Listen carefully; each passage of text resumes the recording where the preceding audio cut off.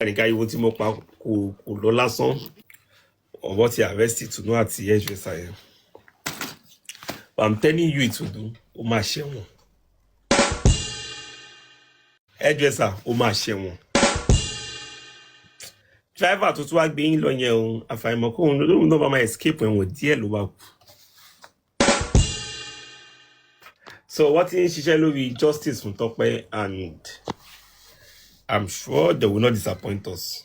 Tọ́ ẹ̀yin èèyàn wa finally wọ́n ti arrest ọkọ Tèmítọ́pẹ́ Òṣọba boyfriend rẹ̀ àbí fiancé la máa pè é, wọ́n náà ti arrest rẹ̀ o.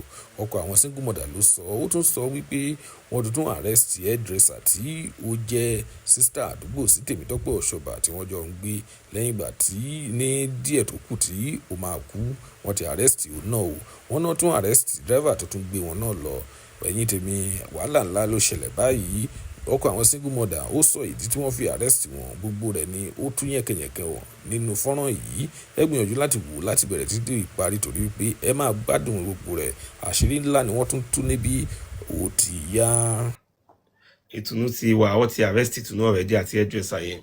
But for God so good, wọ́n ti arrest àwọn méjèèjì. Wọ́n ti wà ní àgọ́ ọlọ́pàá báyìí, mi ò dáwọ́kọ àgọ́ ọlọ́pàá yẹn, so investigation ti ń lọ. Oh my get justice. So to ba se mo maja will be letting you people know. Itunu Sherry kí gbogbo àgbààgbà wòlíì kó dáwọ́ jọ lórí case ó ní bonu ẹ. Ṣó ń bonu ẹ, ṣó ń lucky. Kí àwọn àgbààgbà wòlíì, àwọn àgbààgbà fi jọjọ. Gbogbo wọn pátá wọ́n tẹ̀ ti kọ́kọ́ kó àwọn èèyàn àwọn tí pẹ̀lú mi àwọn èèyàn máa kó wọn àwọn main suspect báyìí ní hairdresser àti kí ló kọ́ ẹ̀ àti Itunu. So wọ́n ti arrest wọn dẹ̀ wà police station for question kò tẹ́ ní question nìkan wọ́n máa ṣẹ̀wọ̀n ni ẹ̀wọ̀n na water. Itunu ó máa ṣẹ̀wọ̀n ilé kò sí bá bá lápẹ́ tó lè wẹ̀ káwọn àgbààgbà wòlíì àwọn àgbààgbà fi jọjọ àwọn gbòógì wòlíì kọ́ péjọ lórí ọ̀wẹ́ ò lè bọ́nú ẹ̀. Kí ló wúkọ hairdresser yẹn tó bá tẹ máa wá ẹ̀wọ̀n ti àbàtẹ̀ 15 years ló yẹ kó fún wọn hairdresser yẹn. Bọ́ Itunu kò ní bọ́nú ẹ̀ ó máa kú sẹ́wọ̀n ni ẹ̀wọ̀n ló máa kú sí.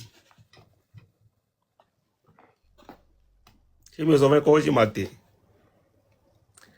àtẹ̀gbọ́ àwọn wòlíì kan tó náà tán kándù wọ́n ń ṣiṣẹ́ táwọn kan bá dá sí táwọn tó jẹ́ ọmọ ìjọ yín bá dá sí ẹ lọ máa fẹ́ tí ogun ló máa pa yín.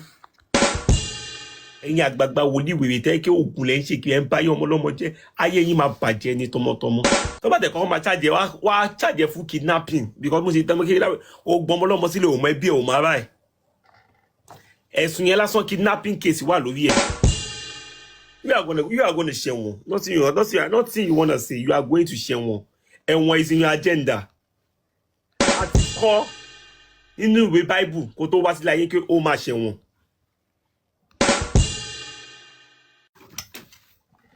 Àti kọ́ nínú ìwé Johann ní pé ìwọ Itunu 2026 yo ọwọ́ gbọ́dọ̀ tẹ̀ ó máa ṣẹ̀wọ̀n.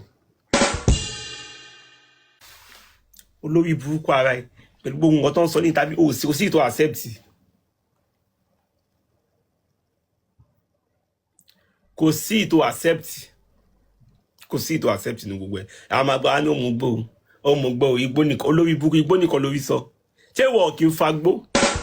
Ọjọ́ kìíní àná bá tí mo pè é lórí fóònù ọlọ́run ti speaker ló wà mo ní ṣe bí wọn náà máa ń fagbó nígbà tó wà school nìyẹn. Onígbó pàdé ẹni tó nígbó pàdé ẹni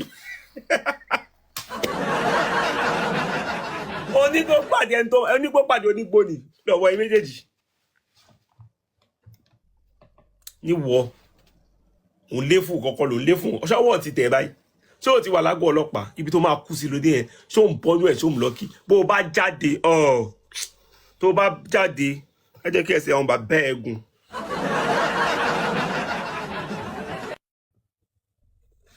Ṣé ti sùn á jẹ́ kí ẹsẹ̀ bàbá ẹ̀ gùn gan. Ọmọ ń jẹ́ kó yẹ ni pé èmi tèmi sọ yìí ó lè bọ́nú kéèsì yìí. Ibi tí 50 million wọlé sí ó máa gbé jáde. mo fẹ́ kọ́lọ́pàá gbé ẹ kí tó wá máa sọ àwọn ọ̀rọ̀ kọ̀ọ̀kan síta ni so get mo fẹ́ kọ́wọ́ ọlọ́pàá tẹ̀ ẹ́ kí tó máa sọ àwọn ọ̀rọ̀ kọ̀ọ̀kan síta ni títí báyìí tọ́wọ́ ìjọba ti tẹ̀ ẹ́ báyìí sí we are good to go a máa ṣeré ọwọ́ a máa ṣeré ẹ̀wọ̀ abá ṣọ́ọ̀ṣì yín a máa ṣeré ọwọ́ ẹ̀wọ̀ abá kí ló kọ páríṣì